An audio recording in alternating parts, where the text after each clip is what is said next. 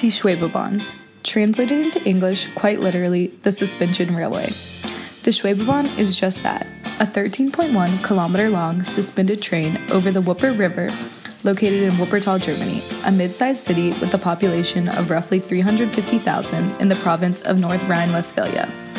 The Schwebebahn has been synonymous with the city since its maiden voyage in 1901. Quite frankly, the two go hand in hand. Throughout this segment, I will attempt to narrate the story behind the Schwebebahn and uncover what makes it so near and dear to the Wuppertaler heart. Beginning from square one, how did someone come up with such a curious idea of a train suspended over a river?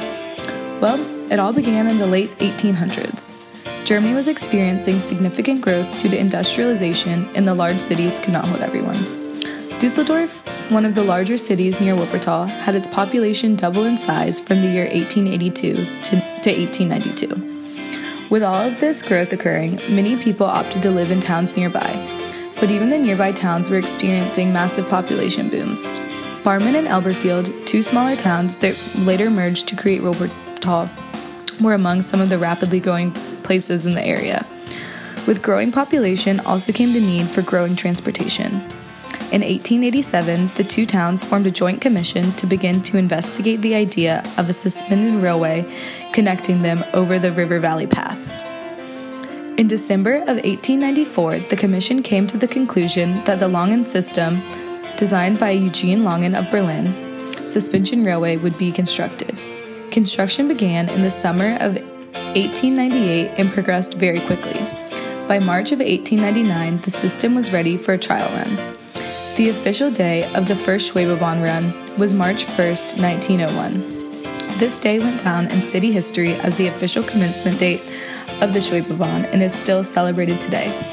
With that as the official date, the Schwebebahn is just over 117 years old today. Like anything with such an old age, throughout the 117 years, the Schwebebahn has had its ups and literal downs. The Schwebebahn had its first accident in 1917, 16 years after it began regular service. One defective train was left sitting on the tracks, so another train in motion collided into it. The defective train was completely derailed, but thankfully it was empty.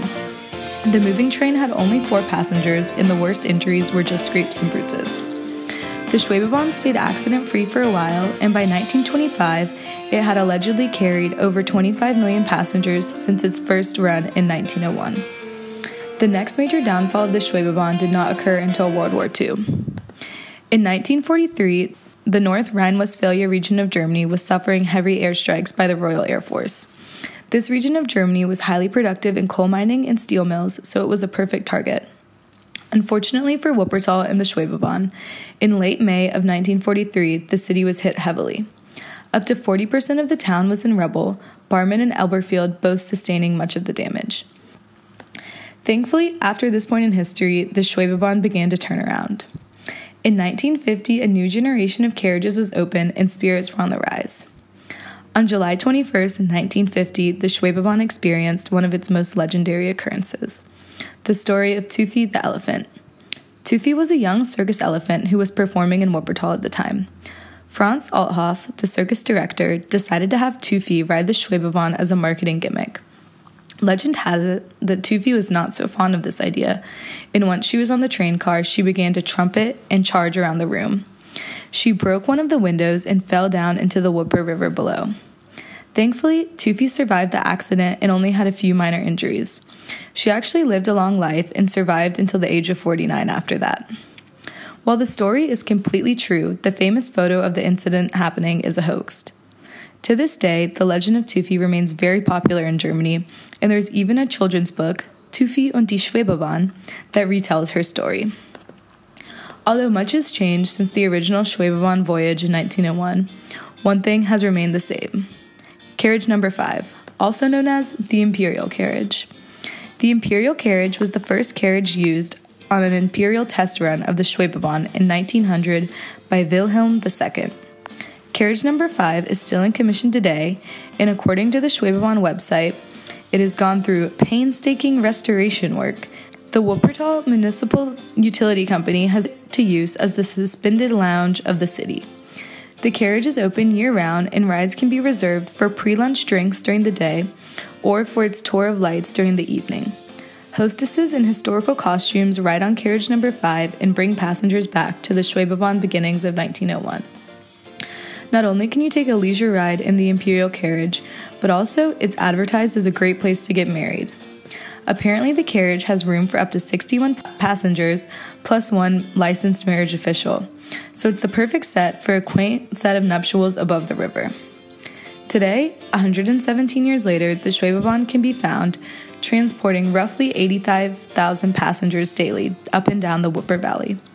The Schwebebahn has exactly 20 stops, starting at Oberbarmen and ending in Vorwinkel at the main depot. Riding the train from one end to the other would take about 30 minutes, and at any given time, there are 18 trains running on the tracks. There are 83 car operators, and they often partake in training sessions to ensure their driving skills are up to safety standards. The passenger profile of the Schwebebahn spans far and wide. Many people riding are busy commuters who are not interested in talking, but I was lucky enough to talk to one student, Jana-Lena Langens, about her Schwebebahn experience. Jana was born in Germany in a small town near Wuppertaler, but moved to America when she was a child.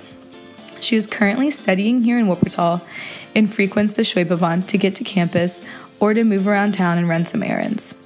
She said that even as a young child, she has memories of hearing tall tales about the train.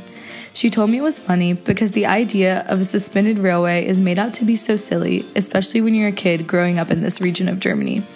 But in Wuppertal, the Schwebebahn is just a part of life, and it's a pretty regular means of transportation. Whether it's just your to and from to specific destinations, or if it's your place you decide to tie the knot, it's undeniable that everyone who has stepped foot in the city of Wuppertal knows about the Schwebebahn. From postcards to t-shirts to even having its own emoji, yes, it's on your phone too. The Schwebebahn has paved its way for great stories over the past 117 years and will hopefully continue to prosper, even if one day flying cars do exist.